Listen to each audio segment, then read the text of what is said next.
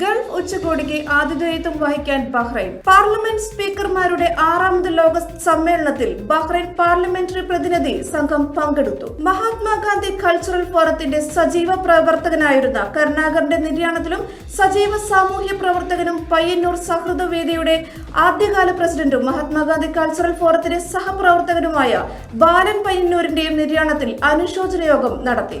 ICF ഉംറ പഠന class ശനി ഞായർ ദിവസങ്ങളിൽ സംഘടിപ്പിക്കും. BDK അൽ ഹിലാൽ ഹോസ്പിറ്റൽ രക്തദാന ക്യാമ്പ് സംഘടിപ്പിച്ചു. കൂട്ടായ പരിശ്രമത്തിന് നന്ദി അസോസിയേഷൻ കൃതജ്ഞത രേഖപ്പെടുത്തി. PK വസുദേവൻ നായർ, NE ബൽറാം അനുസ്മരണം സംഘടിപ്പിച്ചു.